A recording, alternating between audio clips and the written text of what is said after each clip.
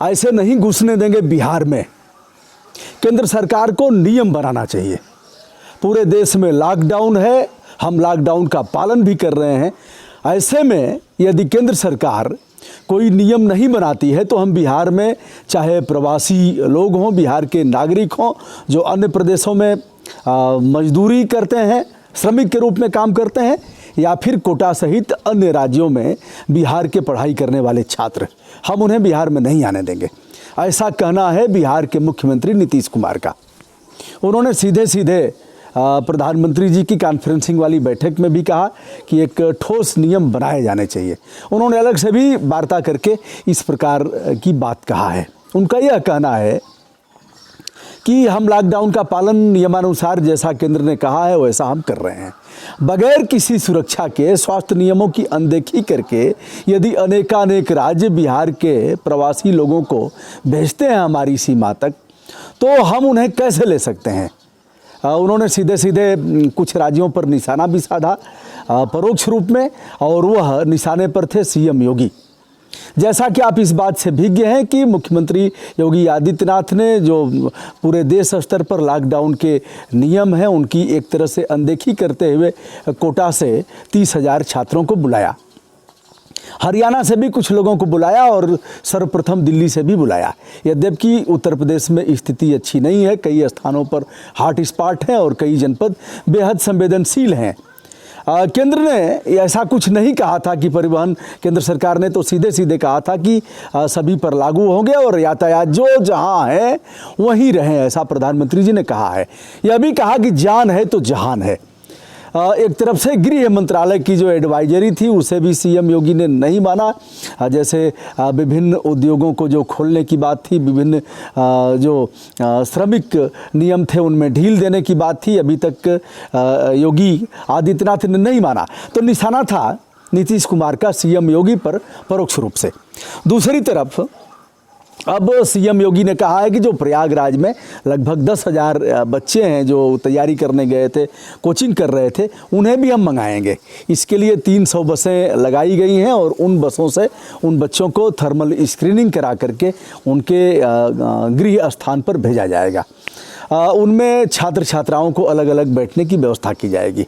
वही 300 बसें ले जाएंगी और ले आएंगी। इनमें जो पहले चरण में जिन जनपदों को लिया गया है उन जनपदों में सोनभद्र है, मिर्ज़ापुर, चंदौली, वाराणसी, जौनपुर, प्रतापगढ़, कौशाम्बी, फतेहपुर व चित्रकूट प्रथम चरण में यह जनपद हैं जिसमें पूर्वांचल को प्रमुखता दी गई है और उसके बाद बुंदेलखंड भी है।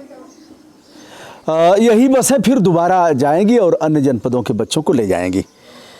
12,000 श्रमिक लगभग हरियाणा से उत्तर प्रदेश में लाए गए हैं। उन्हें थर्मल स्क्रीनिंग और अन्य जो स्वास्थ्य का ध्यान देना था उनकी जांच करा करके उन्हें अपने अपने घर भेज दिया गया है।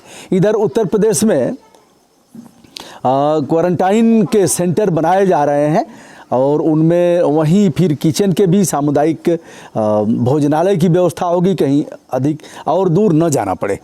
अब इस परिप्रेक्ष्य में महाराष्ट्र जो पहले से ही लगातार केंद्र पर दबाव बना रहा है कि प्रवासी जो मजदूर हैं, श्रमिक हैं, कामगार हैं, सर्वाधिक संख्या इनकी महाराष्ट्र के विभिन्न शहरों में है, जिसमें मुंबई प्रथम स्थान पर है, सूरत है, अन्य शहर हैं, उनसे वहाँ से इन्हें इनके प्रदेश में भेजा जाए जहाँ इनका गृह स्थान है। इन्होंने प्रधानमंत्री मोदी जी से भी दबाव बनाया। वहाँ के डिप्टी सीएम ने रेल मिनिस्टर को पत्र लिख करके कहा कि स्पेशल ट्रेनें चलाई जाएं। फिर अब जो शिवसेना का मुख्य पत्र है सामना में इस बात को प्रमुखता से कहा गया है कि इन प्रवासी मजदूरों को यहाँ से वापस ले जाने की जिम्मेदारी केंद्र की है। केंद्र इससे इनकार नहीं कर सकता और केंद्र इससे न भागे। इसके लिए बसों से ले जाना है, ट्रेन से ले जाना है, कैसे ले जाना है, इसकी व्यवस्था करे। और यह भी कहा है कि झुग्गी झोपड़ियों में सर्वाधिक संक्रमण कोविड-19 के फैल रहे हैं। ऐसे में यदि लोड कम नहीं किया गया तो इस स्थिति को संभाल नहीं पाएंगे। यह भी कहा है कि जिस प्रकार बांद्रा और सूरत कई स्थानों पर एकाएक श्रमिकों का निकलना हुआ, रेलवे स्टेशन जाम हो गया, सोशल डिस्टेंसिंग तार हो गई, ऐसी स्थितियां फिर भी आ सकती हैं क्योंकि लॉकडाउन एक बार बढ़ाया गया, लोगों ने संतोष कर लिया कि चलो ठीक है, इसके बाद खुलेगा तो हम अपने घर पहुंच जाएंगे। दूसरी बार 21 दिन का बढ़ाया गया। क्या गारंटी है कि 21 दिन के बाद यानी 3 मई के बाद लॉकडाउन फिर नहीं बढ़ाया जाएगा? इसकी क्या गारंटी है कि 3 मई के बाद स्थिति संवेदनशील नहीं होगी? यदि नहीं होगी तो हम भाग नहीं रहे हैं, लेकिन अगर लॉकडाउन और भी बढ़ेगा, स्थितियां और भी बिगड़ेंगी, तो इन प्रवासी मजदूरों को इनके घर भेजा जाए, क्योंकि ये हर हालत में घर जाना चाहते हैं और यहाँ के महानगरों से लोड कम हो। लगातार शिवसेना इस पर दबाव बना रही है। पीएम का भी कुछ इसके सभी मुख्यमंत्रियों की बात उन्होंने सुना है। अधिकांश सीएम लॉकडाउन बढ़ाने के पक्ष में है और कुछ ने यह कहा है कि आर्थिक स्थिति को देखते हुए नियमों में कुछ ढील दी जानी चाहिए, जिससे कि तमाम श्रमिक कामों में जुट जाएं। सोशल डिस्टेंसिंग और मानक का पालन करते हुए वह अगर जुटेंगे तो कोई दिक्कत नहीं होगी, स्थिति संभाली जा सकती है। जो मुख्यमंत्री शामिल थे कॉन्फ्रेंसिंग में, उनमें ममता बनर्जी भी शामिल थीं। फीस नहीं बढ़ेगी। अब देखिए, लगातार जैसे जैसे दबाव बढ़ रहा है वैसे वैसे महीनों से चल रहा है। 1 महीने 1 सप्ताह हो गए, लेकिन हाँफ रहे थे अभी तक। डिप्टी सीएम साहब हाँफ रहे थे, पता नहीं क्या कर रहे थे। अरे इतना तो पता है हुजूर कि प्राइवेट जो स्कूल हैं वह फीस बढ़ाएंगे, आपके अनुरोध पर वह नहीं मानेंगे। फीस बढ़ा भी रहे थे। सबसे पहली बात तो यह हुई कि बच्चे स्कूल नहीं जा रहे हैं, कॉन्फ्रेंसिंग के जरिए ऑनलाइन पढ़ाई हो रही है। अभी ऑनलाइन में सारे विद्यालय सक्सेस नहीं हैं, क्योंकि उनके पास इस तरह के संसाधन नहीं हैं। तमाम अभिभावकों के पास संसाधन नहीं है। अगर एंड्रॉयड फ़ोन है, एप्पल के फ़ोन है, आईफोन है, तो आपका इंटरनेट काम नहीं करेगा। जैसे मैं हूँ, मेरा जिला संचार जनित माध्यमों में पहला जिला था जिसको वाईफाई से संतृप्त किया गया था। यहाँ के संचार मिनिस्टर भी थे। तार हो गई सारी सुविधाएं। 12,000 रुपये हमने भी जमा किया। हमारे ऊपर भी वाईफाई का एंटीना लगा था। एक जगह अगर चल गया हो तो कर दो हमारे ऊपर मुकदमा। लेकिन सब भ्रष्टाचार की भेंट चढ़ गया। तुम्हारा वाईफाई अगर कहीं चल रहा हो धड़ल्ले से, मान लो 1 मिनट चल गया, उसके बाद ऐसे गोल गोल घूमेगा जैसे गोल गोल तुम घुमाते हो।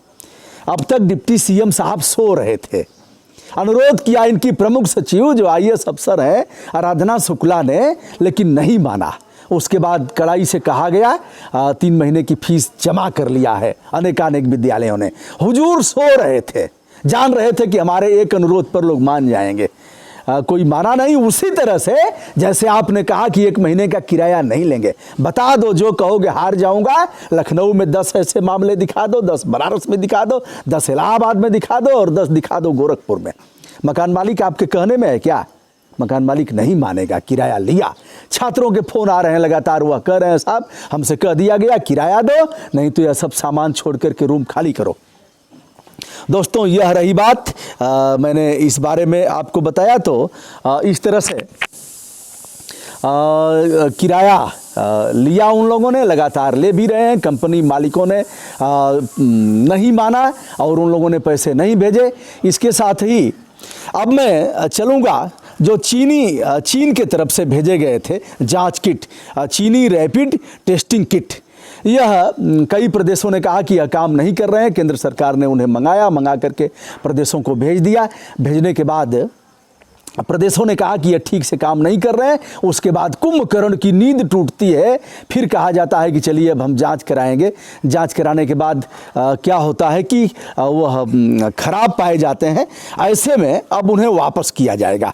ICMR ने कहा है कि यह किट वापस कर दिए जाएंगे और इसके लिए कोई भुगतान नहीं किया गया है। इस परिप्रेक्ष्य में राहुल गांधी और प्रियंका चढ़ बढ़ करके आए हैं। उन्होंने कहा है कि कमीशन खोरी हुई है इस किट के खरीद में और भारत सरकार इस पर सही बात बताए, भुलवाने की जरूरत नहीं है। भारत सरकार ने बताया है कि यह 2 कंपनियों से हमने लिया था, जो वाइको बायोटेक है और लिवसन डायग्नोस्टिक। यह 2 कंपनियां चाइना की हैं। यद्यपि पहली बार जब हमने निविदा आमंत्रित किया था तो कोई नहीं आया। दूसरी बार की निविदा में 4 कंपनियां आई। 4 कंपनियों ने, एक ने अपना रेट बताया कि हम 1204 रुपये एक किट का 1204 लेंगे। दूसरे ने कहा हम एक किट का 1200 लेंगे। दूसरे ने कहा कि हम 844 रुपये एक किट का लेंगे और तीसरे ने कहा कि हम एक किट का 600 रुपया लेंगे। जो 3 कंपनियां थीं जिन्होंने बड़ा रेट लगाया था, उन्होंने यह कहा कि हम पहले भुगतान लेंगे और भूल चूक, लेनी देनी भूल चूक हम उस पर वापस नहीं करेंगे। लेकिन जो अंतिम 2 कंपनियों की निविदा को हमने स्वीकार किया, जो हमारा अनुबंध हुआ, उन्होंने ऐसी कोई शर्त नहीं लगाई थी और हमने इनसे किट लिया। यह किट जो लिए गए हैं हम इन्हें वापस करेंगे, जो 600 रुपया प्रति किट के हिसाब से हमें देना था।